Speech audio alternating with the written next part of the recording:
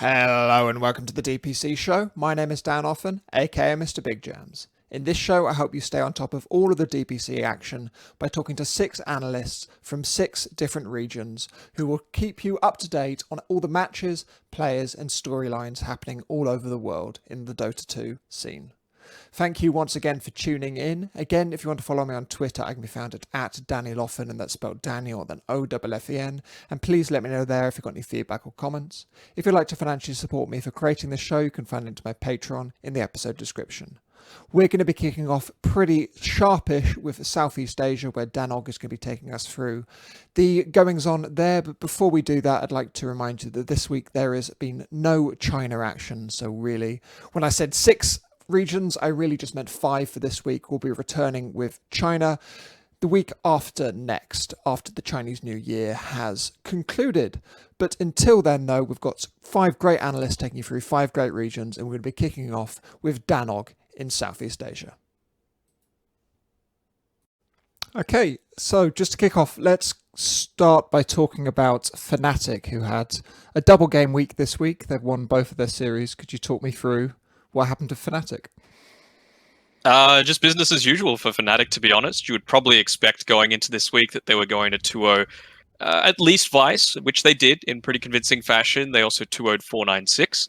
496 I rate a little bit higher. I'm hoping that they stay up in the upper division, but they're sitting down, at least in terms of series scores, at 1-4 with both of the Filipino open qualifier teams in Vice and Execration. But my biggest thing with Fnatic is Raven has really stepped his game up. I think a big part of that is because of Masaros coming in and doing a fantastic job for his team.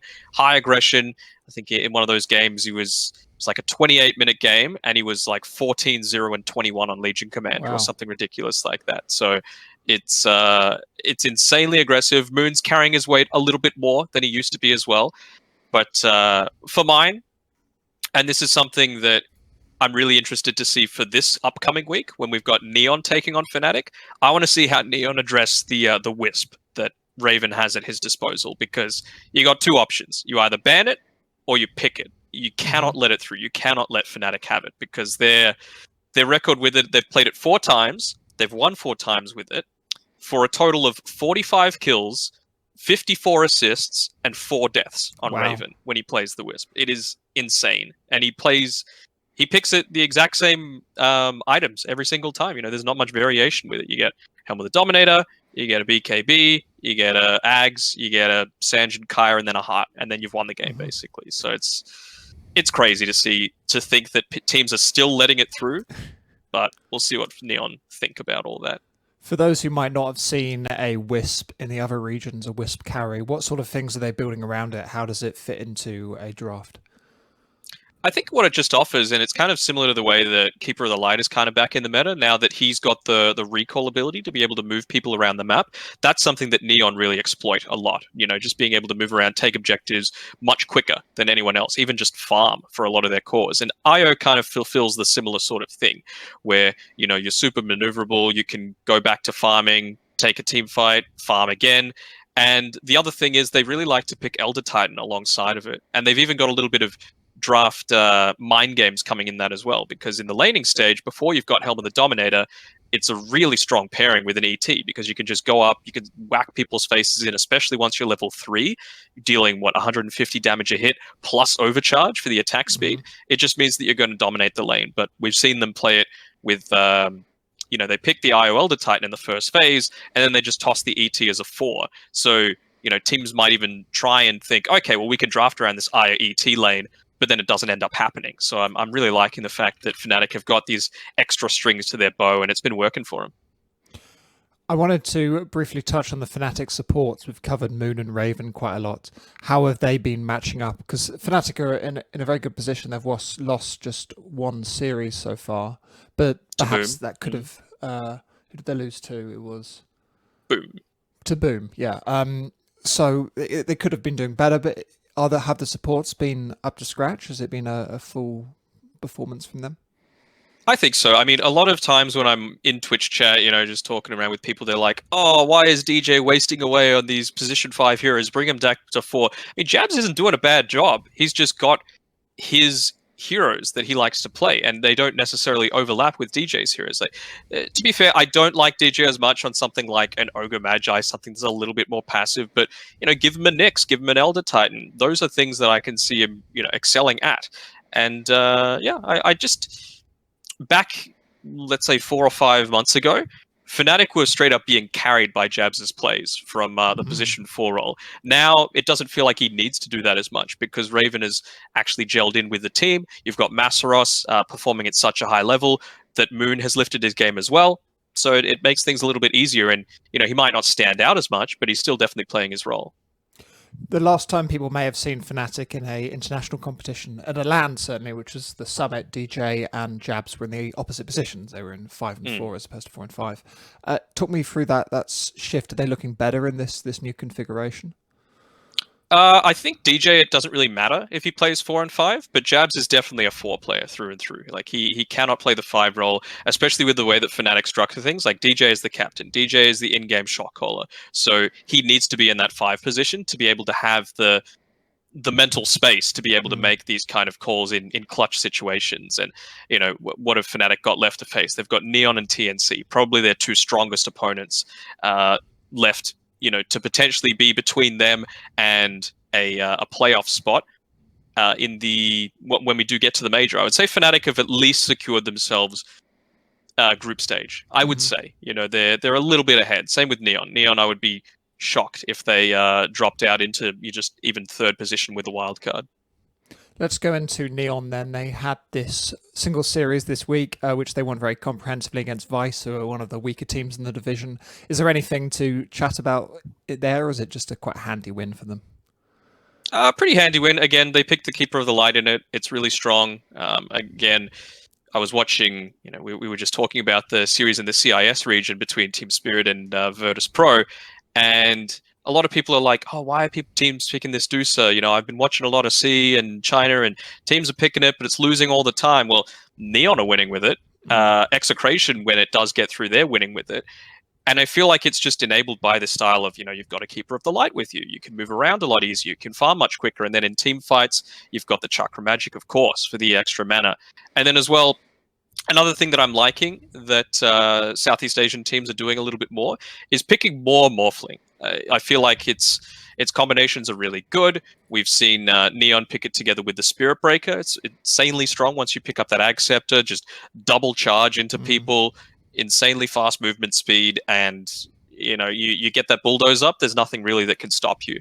All the CC that's really the way to counter a Morphling doesn't account for much at all.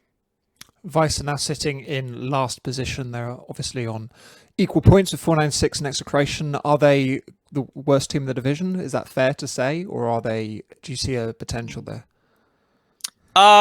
Going into this league, I said Vice and Execration were my 2 picks to go down. That's why I was so surprised that Execration were able to take that 2-0 series against TNC in week number 1. And it's honestly kind of costing TNC. They're sitting 3-2 at the moment, but I would say they are the worst 2 teams. I don't think you can just say which one is worse than the other because Vice did beat Execration. So it's very matchup dependent.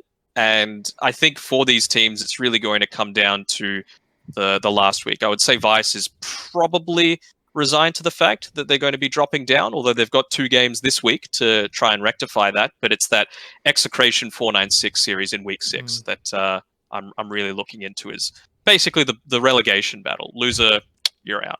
Fair enough. Let's go and then to the final series of the upper division we've not talked about then to close up in the upper division. TNC versus Boom, which was a bit of a barnstormer of a series. Talk me through that one.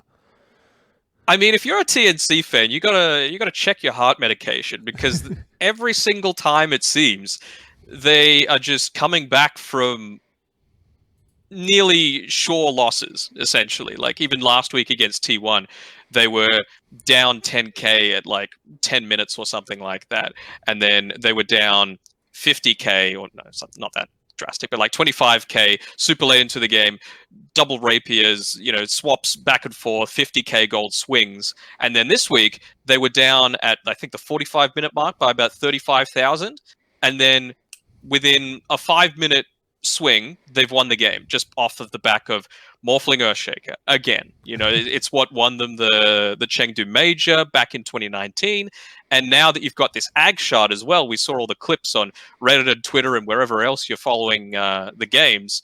It's just you cannot break out of that sort of lockdown. Could we see this then as a slightly imber series, like they won because they picked something that is essentially broken, or do you think there's more to be said to TNC that game? I think it honestly reflected a bit more on Boom. They were too scared to push their advantage, and I mean, there wasn't really a reason to wait until TNC had those mechanisms online, right? They had really good early game, like I said, 35k net worth lead. You're going to win 99% of the time. This is just that 1% outlier, unfortunately, just because they were caught on their back heels a little bit. Is that something that Boom could... Because we spoke very positively about Boom earlier on in the first couple of episodes we did. You were very hyping up Mikoto quite a lot as a excellent mid player. They're now looking somewhat less secure, I would say, and they've not necessarily delivered on that early promise. Do you feel that's their fault? Is it a rough series for them? I think for them, at least the way they've been vocalizing things is that whenever they get interviewed, they're like, look, that game we lost because we had a crappy draft. But I feel like their drafts in that series were totally fine. It's just, again, it comes down to execution. Is that the fault of the captain? Maybe, but they've been burned a few times now by these back and forth swings. I mean, last week against T1, they had 3 games. All of them went 40 minutes plus, and one of them went over 55 minutes. So if it gets into that super late game, you've always got this swing potential. I mean, Mikoto in that game went, again, 11, 2, and 9, and they lost. Yeah. Like, there's only so much that you can do from a hero perspective and a draft perspective. At some point, execution comes into the equation. Okay. And for TNC, to close up on them briefly, who have been their key players this week? Because I didn't get to watch that series, so a lot of those names obviously jump out to me as people I know quite well, but who's really shining in terms of their slight resurrection in the last couple of weeks? Yeah, I'd say Gabby, probably. I think he's been really solid. Tim's as well. He's always been a very good player. I think some of his heroes are a little bit out of the meta. Like, I'm sure he would love for Earth Spirit to get a few more buffs, of course. Every single time TI comes around that battle pass with the fantasy points, Tim's is like the first person that I lock in just because he gets you a ton of those points. But it's definitely Gabby. This week around he went like 18, 1, and 10 on his Ursa. I think he only died one time as well in that other series. That other game against Boom, playing the Morphling. So it's pretty convincing to see. KP has been kind of underperforming a little bit actually for mine, and the thing for me as well is that his hero pool is kind of stagnated somewhat. I'm not sure if it's something that enemy teams could start to target, but it's a lot of Mars and a lot of Beastmaster and not much else. So if that starts to be the priority for a lot of them, then you might see some more struggles for TNC. But who knows? So let's close up on this week then by going through the lower division, where we had a somewhat more tumultuous time this week with a lot of 2-1s, only 2-0s in the upper division. So talk me through the key results in the lower division this week. Well, I think Little Gun is the big surprise for me, and some of it is, of course, because of their good play. I mean, they gave Smart Omega their first loss, or Omega Esports rather, who were undefeated, and Little Gun are this, Mongolian open qualifier team and just straight 2-0. And I think a lot of that comes off of the back of this is what separates the upper division and the lower division, right? 2 games in a row, Omega let them have Puck, Earthshaker, Lycan. I think that's not really a forgivable sort of thing to do. And then Little Gun like to pick these cheese heroes. They love the Lone Druid. They love the Broodmother. They love the Huskar. They picked the Huskar this time around. It worked really well for them. And I also want to highlight their series against Army Geniuses as well. 2 games in a row, finished around the 35-minute mark with the exact same draft. How can you not ban out any of the heroes from game number 1? Like Phoenix, Broodmother, Venomancer, Earthshaker, Ember Spirit. At least ban the Phoenix or the Earthshaker, right? And a lot of teams do ban the Broodmother first phase just because they don't want to have to deal with that crap. But yeah, it's a little shocking to me that they let that happen. But some good results for Lilgun, right? I mean, it pops Yeah. them up now in third. They used to be sitting dead last without a win, but they beat Signal, they beat Omega Esports. They could very well be one of these top two teams. Who knows? One to watch. I don't think we've ever had a top tier Mongolian player, so that's very much new ground. It's exciting to see. Okay, let's close for up sure. then by looking at next week's matches for the upper division in SEA. We're kicking off on February the 17th on Boom versus Execration, T1 versus Vice, and then on February 18th we've got the big match of Neon versus Fnatic, and we're closing up with 496 versus TNC and Vice versus Boom. Obviously the big one there is Neon versus Fnatic. That's very much the thing for the top. What can we expect to see from that match? I think what I was talking about in when we were looking at it, the Fnatic versus 496 series this past week, I talked about the difference between composed Fnatic style, which is like not flashy, it's just really solid and is able to push through, versus the chaos of 496. It's that, but Neon have it polished just that little bit more, that it might throw Fnatic off their game a little bit. Like this is the series that I've been looking forward to the entire time through in the DPC. And as well, you've also got the February 18th games where you get to see Lil Gun again, and Galaxy Racer 02 and Hoyo from the lower division as the lead-in games to these ones, which I'm casting again. So I'm looking forward to that. Well, we'll definitely have to check that out then. So we'll take a look at that. Big week for SEA. Thank you so much for joining me, and I'll see you next week. Thank you to Danog for taking us through Southeast Asia. Danog can be followed on Twitter at Danog, and is casting lower division Southeast Asian Dota all this week, so you should tune in to check him out. We, however, are going to be moving straight away to EU, where T-Governor is going to be taking us through proceedings there. Cool. So just to kick off, let's talk through Viking versus Team OG, which I think was the biggest shock of the week with a 2-1 victory for Viking. What ended up happening there? Well, the key thing is you have to note Kezu, my boy Kezu. He came and stood in for Toby. Again, we did an interview with Kezu. He might actually be taking Toby's spot. It's basically like a little trial period potentially. No idea the reason for the replacement, so hopefully Toby's all in good health and whatnot. But no, yeah, Viking, they came out swinging. They were able to beat OG 2-1. Kezu played really well. I think in the first game, he got pretty handed a terrible lane. I won't lie. Like Viking gave him probably the worst laning matchup to start his debut on. And Reddit, they hated him. They were like, why is Kezu on the team? He's already doing so badly. But that was because of a laning setup. But no, overall, Viking just showed their resilience. And they just had really easy to play drafts compared to OG, where they were getting a little bit quirkier. And Viking just executed really well as well. Let's compare Vikings' performance. Obviously, they were playing with a slightly different player because Toby either left the team or something's happened after the series against High Coast Esports, which they lost 2-0. What were they doing differently between those two series? I guess Kezu's hero pool is a little bit more generic. And I think if it's less about the draft now at this point, but more what the person brings. And I get Kezu, he's a very vocal player. He loves to have kind of an opinion on, I guess, the team atmosphere, and also he's such a PMA guy in a team environment. Of course, I worked with him during Chaos Esports Club during TI9 run, so I know he's such a great team kind of player. And I think that alone does elevate a team, because you need to have kind of the chatty, positive guy in the team, and also helps he's 11K, he's very good at the game as well. So I think I never knew Toby personally, so I have no idea about his character, but I know that it's hard to rival the type of aura that Kezu can bring to a team if Kezu's in the right mindset. So I think that alone should help elevate Viking, especially, it's already showing with the 2-1 against OG with barely 2 days of practice under the belt. Viking have 2 games next week, which are their last 2 games with Kezu on the team, which I think is expected that he's going to be playing both of those games. What sort of things does that open up for Viking GG? I think the Beastmaster's obviously a key one for them, but Toby played Beastmaster as well. Is there anything other options that are getting opened up for them? I think he plays like the Death Prophets, the Pangoliers, the Furions, and I think drafting wise, we're going to be. It's hard to really get a new player in straight away and for it to work. So I think it is going to be Vikings ideology coming first, and then Kezu maybe slotting in second.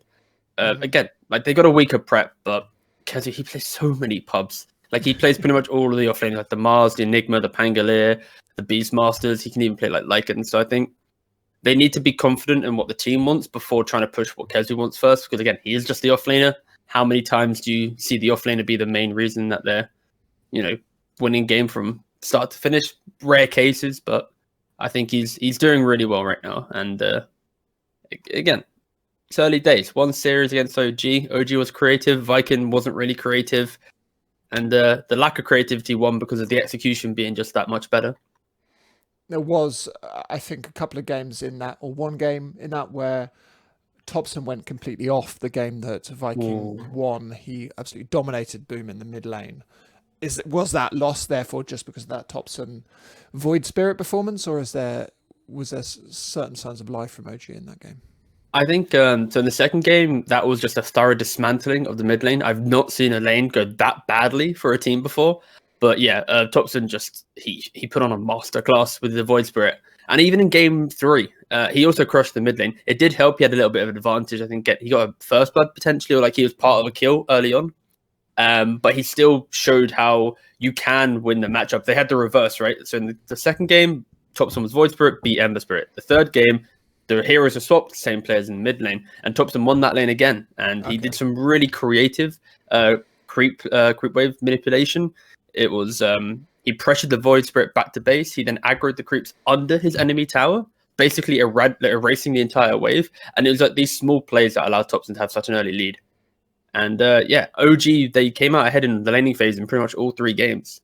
It was just the over-aggression from OG, that desire to get more than that they needed. But that's the OG playstyle, which everyone loves to watch. And it kind of bit them in the butt because Viking played so well defensively that they were able to kind of recover this engagements, take fights when they were behind in net worth, because, playing underneath your tier 2 is pretty helpful at, minute 15 or whatnot. And that's what the turnaround factor was just OG's kind of itemization for the moment and that over-aggression. So yeah, Topson played out of his mind. I think he was some of the best games that I've seen from Topson recently, especially that second game. It was so fun to watch. Let's go into OG's other series from the week. They 2-1'd Team Nigma, picking Puck 3 times, Enigma twice.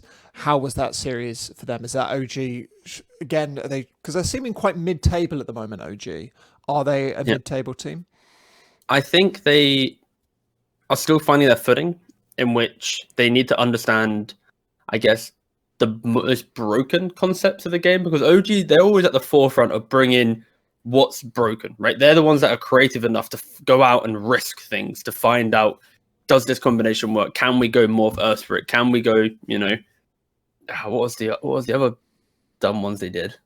Sven Morph. I guess Sven Morph. It's always about the morphing at this point, but it's the idea that they're happily pushing the boundaries with ideas. And I think right now they're kind of just poking around, trying to understand certain things, and they're not getting too creative, but like they're focusing more on like big, strong laning matchups compared to like the broken mid-game like fight combinations. And with an Enigma series that you mentioned, that was a beautiful demonstration. If anyone ever wants to learn about how a series develops with drafting, both teams were on the same pick and side the entire time. And it was pretty much like, we give them the shaker, we'll change it up and, try something else. And for OG's standpoint, it was them always having the puck. I think they were first pick puck. Yeah. In all 3 games, it was they first pick a puck and they force Nigma. All right, you decide how are you going to beat this puck. And it's like, well, it could be a 5 puck. It could be a mid puck. We could even put it offlane if we wanted. But Nigma were pressured 3 games in a row to try and deal with it. And in the heat of a series, in the moment, it's so hard to be able to like adjust correctly unless you really understand why you lost the game. And it also hurts or doesn't help you when the flexibility of the puck pushes it into multiple lanes. And yeah, that was just a beautiful drafting series. Like it was so much fun to see the development and the kind of the logic between Kuroki and then Notel across each game, and how do you deal with the puck? And clearly Nigma, they didn't find the answer because they did eventually lose the series. It feels like Nigma to me are getting trapped quite a lot in a 4 Protect 1 draft. Both the games they lost against OG, they'd picked a Medusa and an Anti-Mage. Last week, they lost a couple of games with PL, a Morphling, and they lost to Viking with... well, actually, those games are a little bit more open. But are Nigma perhaps drafting themselves into a little bit of a corner here? I think the main thing is they just don't understand Wee's hero pool. And the reason why Nigma looks so strong is because they can sacrifice Wee in the draft because he plays his heroes so well. Think about TI, his Windrunner, I think Batrider, and then of course there's like the TA time. Like he had a clear hero pool and he was like so confident in himself. It was like, pick me this, pick me now, go.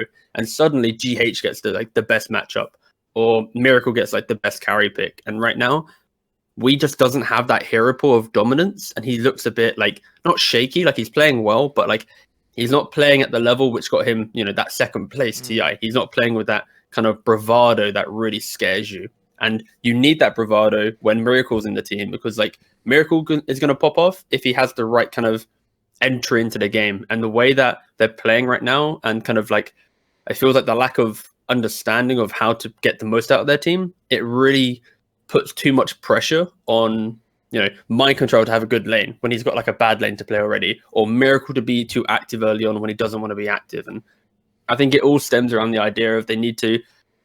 It's hard right now with how the drafting goes and how the metas develop, that Wee's kind of how do I phrase it? Wee's kind of positive influence on the team was because of his simplicity of the draft and how he would happily be kind of sacrificed in the draft. And again, right now, it's kind of hard to see that, and that's why you're seeing like the GH hero get picked early, Kuroki get picked early, Mind Control getting picked early, and then sure you still get the great Miracle matchup, but like normally you'd have 2 out of 3 lanes go well, and now it's like at most you get 1 lane go well, because again, like I said, there's a lot of question marks, but they are still playing really well. They are playing amazingly. I think they are doing so much better than people give them credit for. And again, Wee's playing so well, but it's like, when you see how well they did at TI, the second place, and how they've done before, you always expect them to be at the boundary of top 2, top 3 in the EU. And right now, they're barely struggling to stay within the upper division because they are tied 2 and 3 with 4 other teams. One of those 4 has to get eliminated, and that alone, that's not the standing that you want to give Nigma. They have so much more accolade to play for. That segues me perfectly onto what I was going to ask you about next, which is that clump of teams on 2-3, from Tundra to Liquid to Nigma to Viking GG. We have 4 teams here who are all vying to either be relegated or to get into the major. Looking at the run-in that these teams have for the next couple of weeks, are there ones that you feel more nervous about? Because Team Liquid, for me, I'm quite nervous for them in that they have next week. They don't actually have a game next week, and then they close up. No, they do. They're playing OG next week. I've put the wrong schedule up on my screen here. So let's look at it from the perspective of Tundra first, right? They're the ones technically at 4th place. They still need to play Nigma and Viking. So both teams within that clump. And that, to me, it puts, I guess, less pressure for Tundra, because they're the ones, they decide their own fate. If they're confident in their own play, they beat the teams they're tied with right now, and they push forward. Liquid, they have to play OG, and they have to play Alliance. And they're both teams that are already away from that pack. Arguably better teams, of course, to sitting at the top. So I think it's super scary for Liquid, because they need to play teams that are already kind of touching on the idea of, we're kind of maybe getting to the major. We're already in that top 4. And our games are, with lower placed teams. Then we get to Nigma. This is kind of an easier one for them. I think they got to play High Coast. They have to respect them, but it should be an easier game for Nigma. But again, clearly High Coast can surprise you. They did get their first win the other week, and they have to play Tundra, so that's a good series as well. And then what's the last one? Viking. Viking have Alliance. And also they've got that's hard. Tundra, both their games next week. That's very hard. But again, they proved that they could beat OG, so I don't want to ever rule Viking out now, because I think this Kezu factor is like the breath of fresh air that they needed to kind of reinvigorate themselves. I will still say that Vikings drafting is probably their biggest downfall. It's way too expected. Like when you're on a panel and you're talking about it, if you can feel out what they're going to pick, Normally, it's not that good because, the panelists are panelists for a reason, and I don't want to be able to predict. I'm just playing, but no, I think, Viking, they're so happy to align themselves with the current meta rather than pushing the boundaries. And it works well for them, but against better teams with good preparation, that can sometimes hinder them. So, wait, with that logic, who's got the hardest route to not being eliminated? I'd say it's probably Liquid of OG Alliance. Yeah, that's a rough lineup. I mean, Nigma have probably got the easiest route. Tundra are a good team, but they've got High Coast Esports, which is as close to an easy win as you can get in this division. It's between Liquid and Viking then. Like that's kind of the two teams that I'm looking to. They're the key ones for survival now, and that's great. Imagine if Liquid goes to lower division in some miracle Viking comeback and Liquid. Oof. Tundra have a rough run in as well. Tundra have a negative record of 2-3, but a positive games record of 7-6, which I always think is quite funny. They've lost a lot of games 2-1, which is and won most of the series that they've won 2-0. Yeah. So, but they have played against OG, Secret, and Alliance, which are all the top 3 teams, and they're taking games off. So that alone puts them in such a higher position. So yeah, it's kind of good.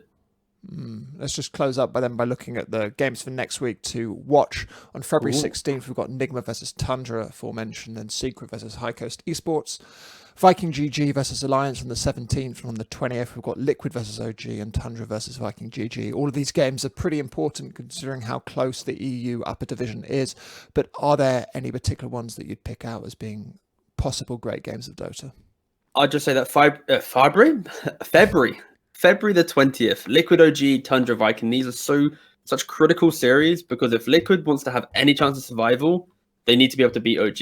And then for Viking, the same thing. So February the 20th is basically the battle for Liquid and Viking to try and escape the bottom and try and push one of these other teams that we just mentioned into it. So the other series, sure, whatever. But that entire day is, it's so juicy. So yeah, February 20th. It's a day, not a series we're looking for now. Perfect. Well, that's how EU is going to turn out. And let's close up briefly by chatting a little bit about the lower division. Your team are currently sitting 4-1, quite comfortably at the top, equal with Creep Wave. How are you feeling about the lower division so far?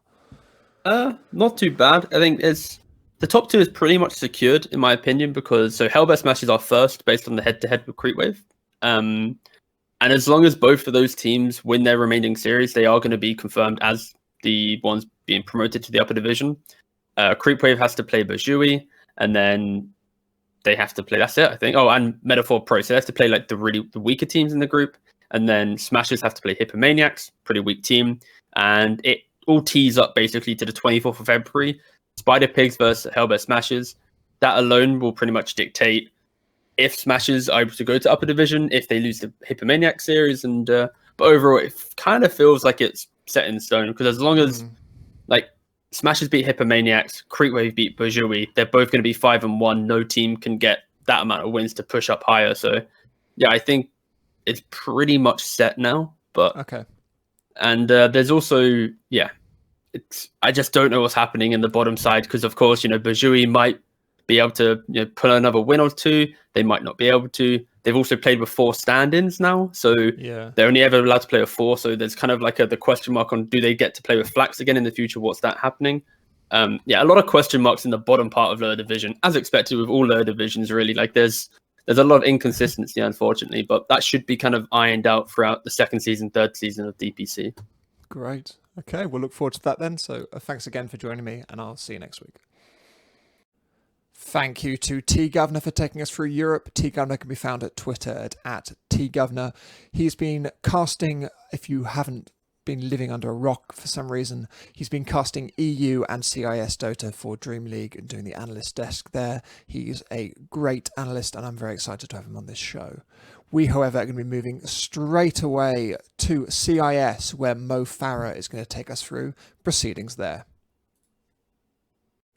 Okay, so just to kick off, let's talk through the first series that caught your eye this week, which I think was AS Monaco Gambit versus Team Na'Vi. So talk me through that game.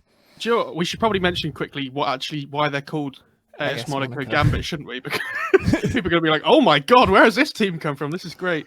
So Live to Win, which is Seneco's team, have been taken over by Gambit, who are in partner with AS Monaco now. So they've gone from Live to win to AS Monaco Gambit, which is fantastic. It is, and there is still a Gambit in the lower division, the lesser. Oh no, of the they're Gambit 2. Gambit 2. They're not sponsored by AS Monaco. Imagine being a Gambit, the main squad, before in the lower division, and then you're now called Gambit 2, and the other team are called AS Monaco Gambit. It's a bit disappointing, isn't it? But yeah, I mean, the series against Na'Vi, Na'Vi got pushed further today than they have in any series, I think.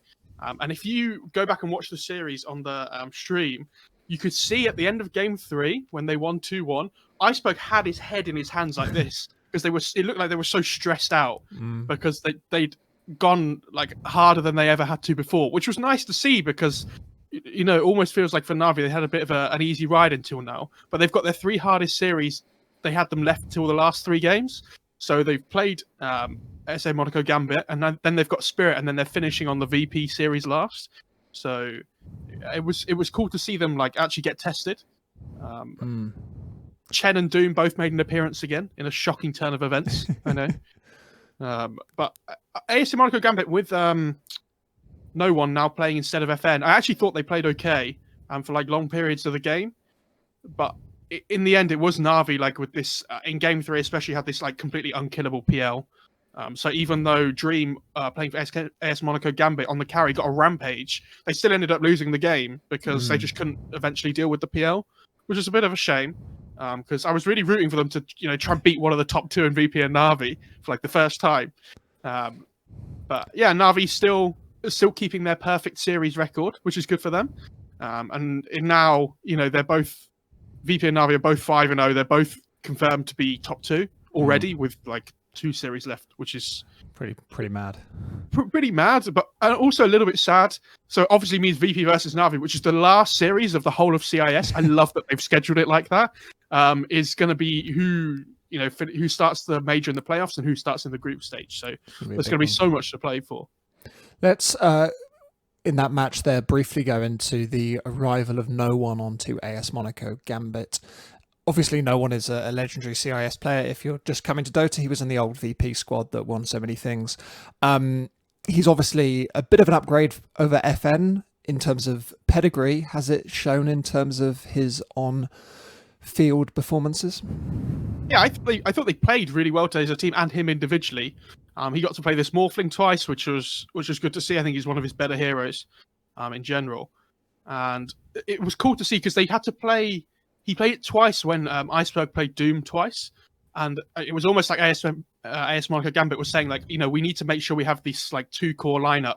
So we're going to put Morph mid and then still pick like a hard carry in both games. It was Wraith King in Game 1, then PA in Game 2. And so they needed this like dual core lineup so that to stop their just carry getting doomed and they had no damage output at all. And I thought No One played pretty well in that role. I mean, he scaled relatively well. He did okay. And then there was one bad fight they took where he die-backed in the same fight where the PA got the rampage.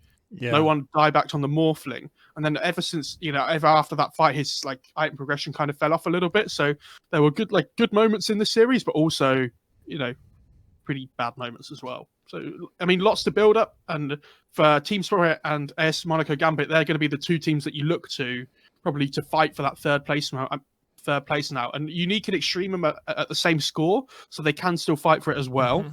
But you would feel like AS Monaco Gambit especially have got Unique and Extreme left to play, and I think that's going to be where the wins are going to get picked up for them, theoretically, or they should.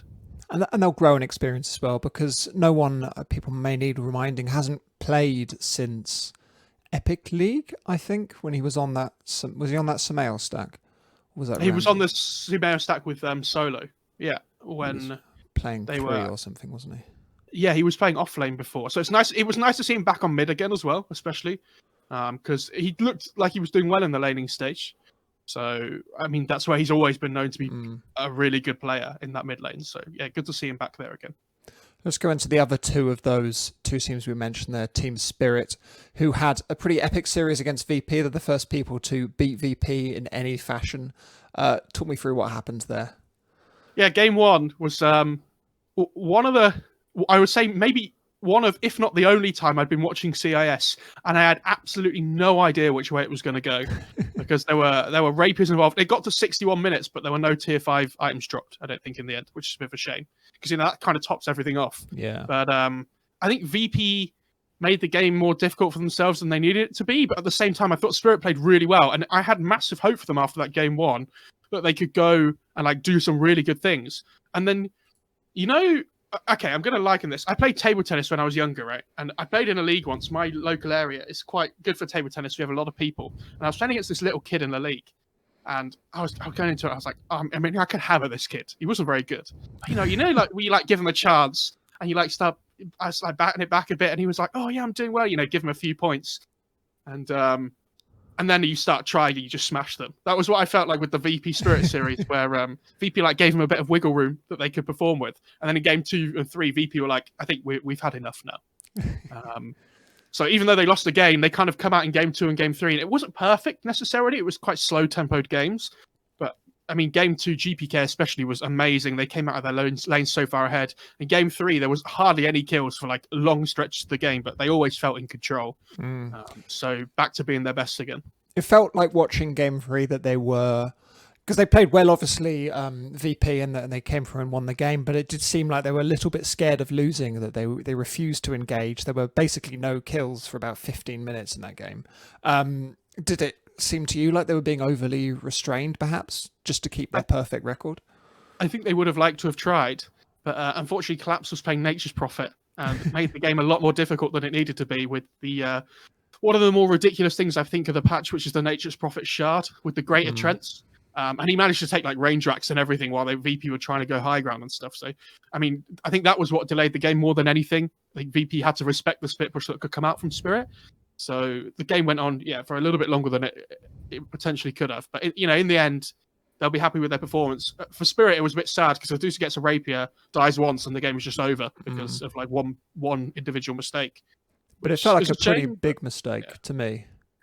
I was trying to underplay it a little bit, but it was quite a big mistake. You're right. VP are just sat in the Roche pit. Spirit know they're around in that area, and Dusa's unfortunately a bit of a slow hero without any boots because he picked up the rapier instead, and just got torn to shreds by the rapier, who had his own rapier at that point as well. We should probably say yes, and then he had 2, and it was slightly terrifying. And then the poor snake lady couldn't really cope with him anymore, unfortunately. I thought a slight ray of light for Team Spirit in those games with their new position for Miroslav, who I thought looked very good. He had a good game on the Knicks in the final one. He looked reasonable, I think, in the one they lost, very handily. And I think the big game, he had a very strong performance. He did okay, yeah. I wouldn't say he really stood out to me, though, which I think is the sign of when a player is really going to do well at a new team.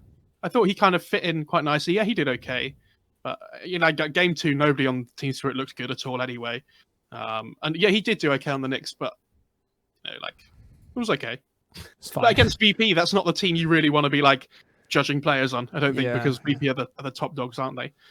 Can we move on to the other 3 series quickly, though? Because it was a really awful week for no techies. They played Unique first in the first series of the week, and they looked so poor. Really, really poor. And I couldn't believe how poor they looked. And they had to play a game the next day as well, which was against Extremum. And they lost the first game of that series in 22 minutes. And I was like, oh my God, this is horrendous. They managed to claw back game 2, but they still end up losing the series. And all of a sudden, they've gone from being on 1 and 2 to now being on 1 and 4, tied bottom of the group. So first playing Unique, then Extremum, 2 teams they would have really hoped to be looking to get wins against. All of a sudden, they're just down in the dumps and really fighting for their lives with 2 weeks left to go, and they're still yet to play VP. So, I mean, best of luck to no techies, but they're going to need a small miracle, I think, to be surviving relegation. Just briefly, what do you feel has happened to them? Because Solo obviously dominated this region for such a long time with the old VP squad, and then the new VP squad he created somewhat failed. I mean, not somewhat, entirely failed. And now he's struggling with this new team. Does it feel like it's his fault? Is there other elements of the team misfiring? I can't remember who was casting the game, but they were talking about it, and I agreed with them that they had really poor vision control in some of the moments of the series. And I thought that was kind of down to them. Like the Storm got picked off twice in the same area because of the same ward, and it still lasted the whole duration afterwards. You know, like there was just key moments in the game where pickoffs just caused like things to, you know, spiral out of control. And I feel like they could have done better. I also think Ergon's kind of struggled a little bit in this mid lane, which, you know, it happens sometimes, but they almost look like they've lost trust in each other in a way. I don't know if that's too far, maybe, but they don't look confident in themselves to be able to win games. So I think as soon as you lose that confidence, especially towards the end of a group stage, it's going to be really hard to get back again. You know, maybe you could say like Team Spirit, for example. I think the fact that their losses that they should have maybe not have had came towards the start of the group stage probably helped them more because it gives you time to recover. But when you're in this space now, you've got 2 series left to play for no techies and one of them's VP. You're like, oh, this is pretty rough. Pretty rough times. Might expect to see them in the lower division, which I wanted to briefly touch on this week. If I don't know how much you managed to catch. Do we have much action in the lower division this week? So, really bad week for Hellraisers. All right. Which is the Kuman, Rezo, Lil like team, the one that a lot of people would have expected to go up. They were 3-0 before this week, and then they lost 2 series 2-0. One of them to Gambit 2, sorry, and the other one to they lost Windstrike. it to when they were Gambit 1. They did, yeah, they did. But they also lost to Windstrike, who are currently 5-0, and barring any crazy collapses, I mean, they look destined to be going up to Division 1, which is nice to see. They've dropped 3 games, but haven't lost the series yet. So, hashtag Dendy Watch, though. That's what I was going to ask. Not going well. Poor Dendy, poor Bait fans. They are currently 1-4. They are joint bottom of the group. And I would say, unfortunately for VP Prodigy, they've won 6 games and lost 8, but they're 1-4 in series, which is a little bit disappointing for them. You know, they've got double the amount of wins in games overall in comparison to the teams they're drawn with, but they're still 1-4. So it's a shame. I do feel a little bit for them, but it doesn't matter if you can win a single game if you can't close out the series. Have you had a chance to watch many of the Bait games? Have you been on Dendy Watch? Unfortunately not, but a lot of their games seem to go long, and they play very like 4 Protect 1. They've been moving away from the Terrorblade a bit, playing the Deucer a little bit. This week especially, I think they played Deucer twice. Yeah, they did. And so I just feel like they're so what's the like predictable almost in how you know they're going to play, and it must make it very easy to prepare for them. So they are still yet to play Hellraisers, who are the Lil stack, and they are yet to play Windstrike, who are unbeaten in the group, and that's their last 2 games. So again, good luck.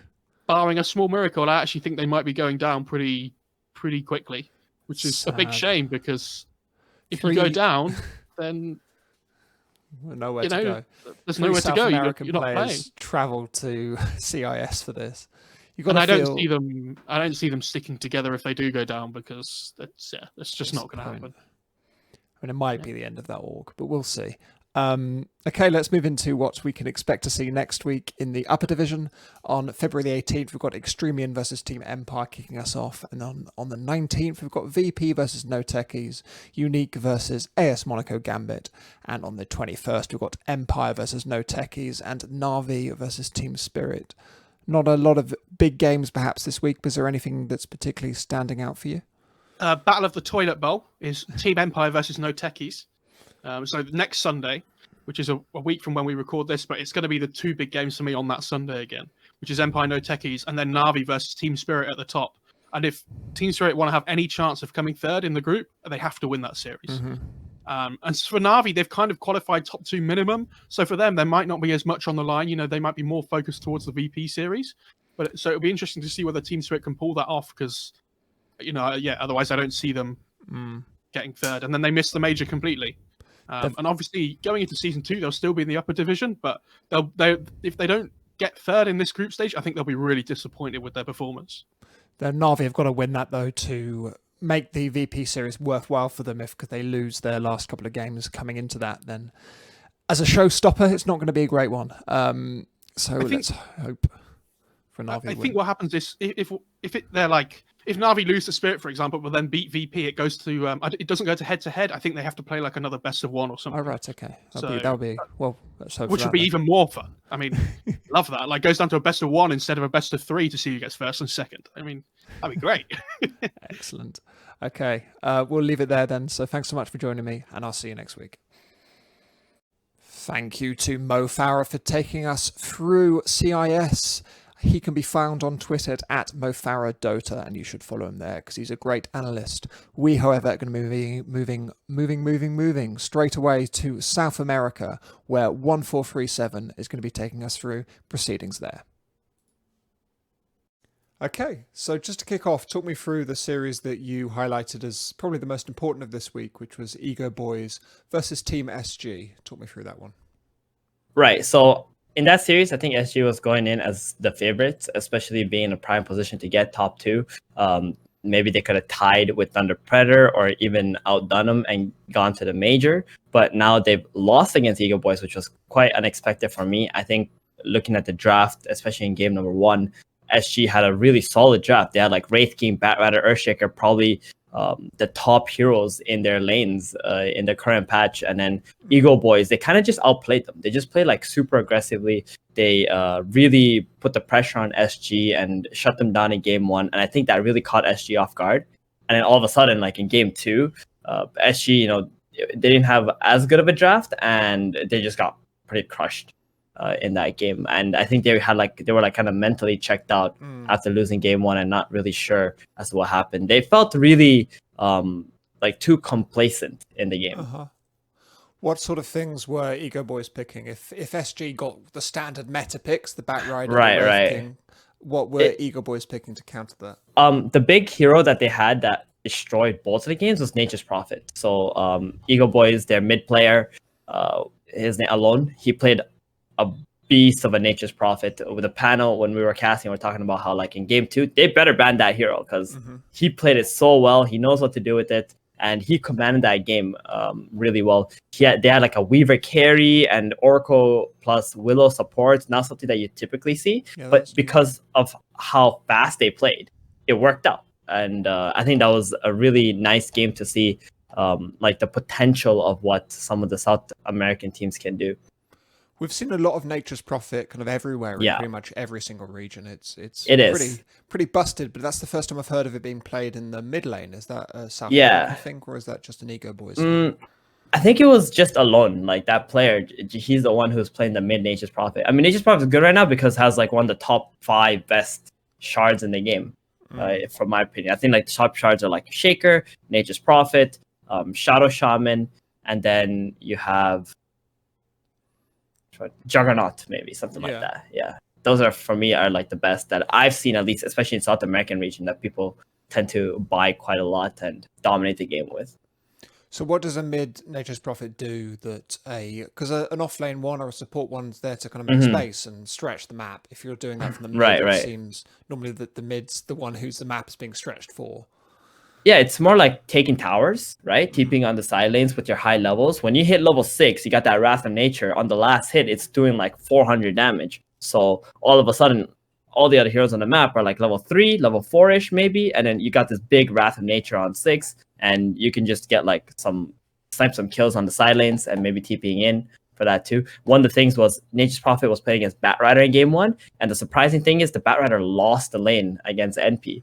Oh, wow. And I even asked around about this with some North American teams, and they were like, cannot say, like, you know, they don't want to really comment on it because I think it's like one of their strategies, maybe that Nature's Prophet does beat Batrider if you put it in the mid lane. That's unusual. Why do you think that might be? It's just a high base damage. You know, you got the Nature's Prophet Treants. You go into the lane, Batrider doesn't have very high damage. You just deny all the creeps, make it really frustrating for the Bat. Bat dives you. Now he's going to take a lot of damage for the Treants, and then maybe you got like some TP support come in, and you just turn the fight around. But the problem is the Bat versus Nature's Prophet, it's really good for Bat like throughout the game. So as long as you don't fall for that pressure from the NP, the fake like, oh, I'm going to beat you in the laning stage, and like you don't dive him and throw the game away, then I think the Bat will still have a decent game. You just have to like give that respect. Well, we saw it in South America first, so that's exciting. So Ego Boys, they're now sitting at 2 and 3, which is obviously towards the bottom of the pack. How do you feel about them as a team? Do you think this is a result that really pushes them as a top tier contender for SA, or is it more just SG dropping the ball somewhat? I think SG did drop the ball, but Ego Boys are also learning. A lot of these teams, especially in this league, like every week they play only one series, right? But then after that series, they get to think about what they did wrong, how they could improve, and then they try to implement that in their practice games. And then when they go for the next series, it's like now they're a completely new team. So sometimes it's even difficult to try and prepare for a team because they might just have a completely new play style the week after. So that's what happened with that kind of Ego Boys. I think they learned throughout these previous losses that they've had, and they become a better team. And the pace that they're playing at is quite impressive in comparison to how they played previously. Mm-hmm. Let's go briefly into the match this week from Thunder Predator, who beat No Ping Gaming 2-1 on February 10th. Thunder Predator, a team that we'd previously highlighted as contenders, but have maybe struggled a little bit this time. How did you feel about them this week? Okay, so two things. They dominated No Ping. Okay. They absolutely dominated them. But there's a thing about No Ping that made them allowed to take the series against Thunder Predator, and also they won another series in this week against Infamous, where people thought Infamous might have been favored against No Ping. And that reason is Medusa. So this hero is absolutely busted, in my opinion, in terms of carry and its potential, and not everybody realizes that now. RTZ played a couple of the games with Medusa. We see some Medusas in China, but not every single region is giving as much respect to the hero as it deserves, I think. One of the reasons because in the last patch, he lost Satanic, and like from the last patch, so a lot of carries lost Satanic, the status and such, where Dusa never really cared about buying Satanic on her anyway. So that kind of like improved her placement in terms of the hierarchy of carry heroes. And she farms extremely fast. You got this huge timing. Like No Ping, what they did was they get this 15-minute Manta, and then Dusa just fights with the team. They just runs down lanes, hits towers, tries to take some engagements, and just farms aggressively. And that's where Thunder Predator got caught off guard. The next games, they didn't have that Dusa. Thunder Predator just absolutely annihilated them. But so they still look good on TP. They just got surprised by that one pick. And did No Ping win with the Medusa? Yep. Yeah, they won with it twice against Infamous. So it's become a calling card for them. Exactly. So game 1 against Infamous, it looked really bad for No Ping. Game 2, they picked the Dusa with his Timber and Oracle. And then after game 2, I was like, in game 2, I was like, I would bet my house that Dusa is going to destroy this game. And then the game 3, right? I'm like, before game 3, I was telling the panel that if they don't ban this Dusa in the first phase, Infamous will 100% lose this game. And they didn't do it. And then they got the Dusa, they got the Timber, they got the Oracle, and they just destroyed both game 2 and 3 just with that combo. Interesting to hear. So what were Thunder Predator doing well in the games that they won? Is it just they banned the Medusa, so No Ping had no answers, or were Thunder Predator doing anything interesting? Yeah, they played more aggressively, and they understood how to counter the carry of No Ping, right? I think even if there was a Dusa on No Ping side, if Thunder Predator would play again, they would win, because they just understand like what they need to do to slow that hero down and win the game, right? It's not like this is an auto win kind of hero. It's more like, do you know how to beat this or not? I know Infamous is not equipped and knowledgeable enough to figure out how to stop that hero in the middle of a series, where Thunder Predator would be able to if they thought about it. In game 2 and 3, they, especially in game 3 against the Alchemist, if you watch the game, they shut this Alch down like crazy, especially Leo style. He just ran around and knew exactly where the Alch was going to go next. Intercepted him, killed him, made sure that he cannot farm fast. Then their Wraithking on their team was getting all the space because they constantly played aggressive with the other 4 heroes. So you know how they say the best defense is a good offense? Yeah, that's what Thunder Predator did. It feels to me that looking through the heroes that get picked in South America, that the carry hero pool is somewhat lower in this region than it is in many places. We have a lot of Wraith King, we have that Medusa you mentioned. But right. Apart from that, there's maybe bits of Ursa. It feels much more one note. Would you agree with that? I would say so. I think it's because Wraith King, for example, has like a really high win rate amongst all the heroes in South America. So people just feel like, oh, this hero is so good, and they're not really good at shutting it down either, or like figuring out what kind of strategy would work best against it. So that's why we see like these teams racing towards those heroes as soon as they can. Okay, let's move in then to the top team in the region, Beast Coast, who 2-0'd Infamous this week. Now that VP lost a single game in their 2-1 victory earlier today, Beast Coast have the best record in the DPC with a 10-0.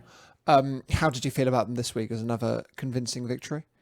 Oh yeah, I mean, like I could just fall asleep while I'm casting Beast Coast because I know when I wake up, they're just gonna destroy them. Like the way they play is just so smooth, so surgical. You just have no chance against this team. I think Chris Luck is just an incredible player. Just the way that he can control the lane and then how he helps the side lanes just makes the games explode for Beast Coast almost every game. Do you feel that they're a team that plays the best of the South American meta? Are they just like everyone else, but just slightly better, or are they doing something different than everybody else? That's a very good point. I think they play not like South Americans. I think they play like an international team. I think they study all of the other big teams and learn from them and like improve their own play style. For example, Chris Luck, he plays a lot like Nisha, in my opinion. And how he helps his team more, how he wins the lane and then helps his team instead of like only focusing on his farm or some sort, where I see like more the other South Americans, they're much more selfish with their core players and what they want. They kind of want to like win the game on their own. So Beast Coast in general, I just feel like they're a lot like an international team, in my opinion. Is K1 still the farm monster he used to be? Because he is. Him in the old day. He just 100%. Oh, he doesn't really farm forever, but he has the most efficient farming patterns that you would see. Definitely a top carry player, no doubt about that. So you have that in combination with this team that believes in him and understands how to make space the good way, just creates this beast of a team. Now, we're almost certainly going to be seeing Beast Coast in the major playoffs. I kind of want to cover a little bit how you'd expect them to fare and also line up in the major. Can you get a sense of how good they're going to be internationally at this sort of LAN? That's a hard question, but man, what do we got? Like 16 teams on a LAN? I would probably put them somewhere around 10. Okay. Yeah, maybe somewhere between 10 and 12 would be a rough estimate, but that's because like I only get to watch them play against these South American teams. I never get a chance to see how they would play even against like a tier 2 team from Europe or NA or something like that. So I mean, maybe not NA, but like, Southeast Asia, China, those bigger regions. So I mean, we'll have to see, but I do think they can definitely take games off some of the big teams. And we've got a number of teams, therefore, if Beast Coast are definite number ones, which looks like it's going to end up being, we've got Unknown, SG, Thunder Predator, and possibly No Ping and Ego Boys even competing for that number 2 spot.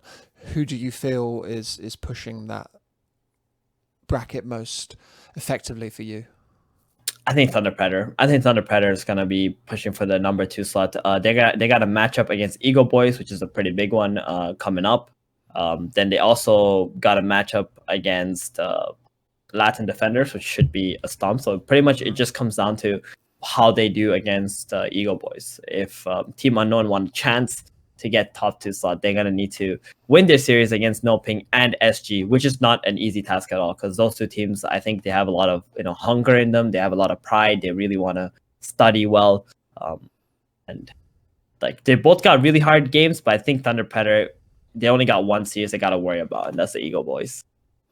Okay, let's have a look at the next week's series then. You mentioned one of those already, Ego Boys versus Thunder Predator on February 17th.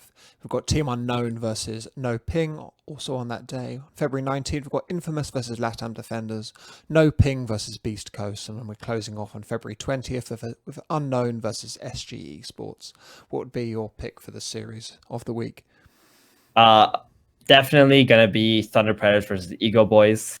I think that's going to be the most interesting one to see if Ego Boys can upset Thunder Predator. And then I guess you can also go with, I already talked about Unknown's reasons, right? Versus No Ping and SG. So that lies just a little bit below that. But then you also got the Infamous versus Latam Defenders, the toilet bowl there. Because if one of them, lose the series, they're pretty much guaranteed to be going to the lower division, which they don't want, right? Because Yeah. you want to stay in the upper division, it's like guaranteed $22,000 plus dollars. Yeah. Like that's insane for these guys, especially in South America. So a lot of these guys, they're just fighting to stay in the upper division as well. They know that they don't really got the chance to get top 2, but staying in the upper division is a huge deal for them. Have you had a chance to watch any of the lower division this week, or has it been? Yes, we've casted a lot of lower division. There's a lot of really good teams there, to be honest. Some of them better than the upper division. For me, the most notable ones would be like in Infinity. Yeah, you got PP. He's a pretty cool dude. Incubus, and with the Mini as well. Like these two guys, like they're really strong mid players. I like to watch them a lot. You got like 0900 Hokori. Like there's a 4-way tie in lower division. So cool. The battle there is really tight. Yeah, well, I think there's a huge range of talent in South America. It's definitely worth checking out. Lower division if you can. But until then, though, thanks so much for joining me, and I'll see you next week. Thank you to 1437 for taking us through South America. He can be followed on Twitter at 1437x, and is also casting the South American upper and lower divisions, so tune in for him there. We, however, are going to be moving to our final analyst for the week. It is Neff, who's going to be taking us through North America. Okay, so just to kick off, talk me through one of the main series, I think, this week for NA, which was Sad Boys versus Undying, where Undying pulled out an impressive 2-0 victory. Did that, to you, look as clean as it did to everyone else? To me, it did, and it's a lot of what I was expecting. Sad Boys is a team a lot of people probably favored coming into that one. Actually, was watching that one live, and everyone has the opportunity to bet channel points on the game. I'm a little bit anti-betting myself, but the odds, I think, by the people watching were 78% for Sad Boys to 22% Undying. Okay. And the games were both pretty heavily favored for Undying. The first one being just 26 minutes, the second one being 36. And I guess when you have a bunch of international caliber players on Sad Boys, former EG players in Fear and PPD, everybody thinks that they're going to be an amazing team. But PPD actually said himself that Undying was one of the teams that they were more worried about in this tournament. And they've been looking incredibly good. The only people they've lost to so far is Evil Geniuses. So what did Undying end up doing in this series? Is it quite similar to what they've done previously? I noticed a Weaver there, which is somewhat unusual. Weavers started to become a little bit more popular, but it plays a bit fast in some of the other carries, and that's a play style that they really value here on Undying. I think Knoxville was quoting some of the stats on Twitter the other day. I think after week number prior to them playing against EG, they had some of the fastest match times. I think they were just about second overall across every single region. And Weaver fits into that one a little bit. Their play style, they play together really well. It looked like they were punishing DNM in game number 2, just diving in behind his mid tower and taking advantage of the fact that he's got a little bit less experience than some of his teammates, so he might not be paying attention to the map quite as much. And how were Sad Boys looking? Because this is a team that currently is sitting 5th in the standings. I think they may have hoped to be higher than that at this stage. Do you feel that they're not quite living up to expectations? I think they're about where they should be. You mentioned that they're sitting 5th in the standings right now, and that is true. They're sitting at 2-2. They managed to take a game off of Evil Geniuses, which is incredibly impressive in my opinion. Something 4 Zoomers, they managed to do, but Undying couldn't. That series ended up being a quick 2-0. I would say that the ride ahead of them is going to be a little bit easier, given the fact that they have played against a lot of these harder teams. They still have Quincy Crew coming up, which should be a hell of an interesting match. PPD playing against more of his former teammates, Quinn. They were together for quite some time, and they were on Optic. So they're going to have each other a little bit figured out, both of them pretty vocal players. But other than that, Sad Boys against Black and Yellow, it should be a pretty one-sided for Sad Boys, in my opinion. And then I guess against 4 Zoomers. That one could go either way, I feel. Let's chat And about the Four Zimmers series this week. Just as a prelude to that, they played 5-man Midas. Again, it's one of those NA matches that feel like a little bit of a gimme. Was it a gimme for them, or were they challenged at all by 5-man Midas? That one was a pretty one-sided match. Medusa picked up in game number 1 for Zoomers. Not a whole lot to talk about that series. I think everyone was expecting 5-man Midas to not do so well. They are sitting at the bottom of the groups right now. At only 1-10 is an overall record, and their series record being 0-5. They really need to pull out some wins in the next couple of days if they want to stay inside the upper division here. They're up against A-Team, which is one of the teams that people have seen as a little bit of a weaker team, but did have an upset this week of them taking series 2-0 against Black and Yellow. Yeah, that's a big one. I wanted to talk briefly before we go into... Actually, I think before it's probably best to go into the final match, which was the first 2-1 in the NA Upper Division since the 24th of January when EG got 2-1 to Sad Boys. So we're long overdue 2-1, but Quincy Crew versus Black and Yellow. Quincy Crew dropping their first ever game in the DPC. Talk me through that series. That one, I'd say, just came down to drafting issues. I mean, we talked about a lot, either both on the episode prior to the DPC coming out. You keep on bringing up Roy, me saying sometimes he feels like the best player in the world. Other times he just fails to come online. In that game, he popped off on the Void Spirit. Medusa became way too tanky to bring down, and regardless of them having like a pretty solid lineup there, Quinn being on a Spirit hero, they just ended up getting outplayed. Once they were behind a certain amount of net worth up against the Medusa, she had too much control of the map. They just got out-farmed. They did end up bringing that series back and got a quick victory in game number 3 at only 29 minutes in, but not something I think anybody was expecting there. I certainly wasn't. Black and Yellow, signs of brilliance. Is there also signs of weakness from Quincy Crew there? Because Quincy Crew, to me, have looked pretty unimpenetrable. If you take away the game they lost there to Black and Yellow, they won both those games, I think, pretty handily. I don't think Black and Yellow ever really looked like challenging them in games 1 and 3. And across the rest of the series, I don't think they've really been brought to anything beyond about a 40-minute game. So in that game that lost, is that a weakness, or did Black and Yellow just do something more impressive? I think that was just Black and Yellow being a little bit more impressive. I did hear that there was some heavy snow in some of the areas where the players on Quincy Crew were, but I'm not sure that really affected the game too much. I think it just came down to maybe a little bit less prep work against the heroes on Black and Yellow. It's kind of the underdog situation where I guess the Beast Coast would be a good example here. A lot of the Beast Coast looks very good at majors and whatnot, but then they start to lose to teams inside the South American region. A lot of people are able to contest them, minus this DPC, of course. Minus this, where they've not lost anything. Not lost a single game. A shout out to them for their undefeated record so far. They're doing absolutely amazing. But a team like Quincy Crew might not put as much prep time into playing against Black and Yellow that they don't really see as a threat. But Black and Yellow will put all the time in the world to take games off of Quincy Crew. The hero I wanted to chat about following that game, and also last week as well, was the Medusa, which has been becoming somewhat of a staple NA pickup. It was picked up in about 40% of the games this week. It was picked up quite a lot last week as well. It's been picked up a little bit in South America as well, but not so much across the rest of the world. Talk me through why it's become such an important NA pick. I guess everyone, they see EG, who are at the top of the region, and monkey see, monkey do, so to speak. Everyone wants to follow what the best team is doing. Medusa is a very strong right clicker, great frontliner as well. Anybody who's able to sort of sit on top of the high ground and click away and punish any kind of initiation onto her feels pretty good at closing out the match right now.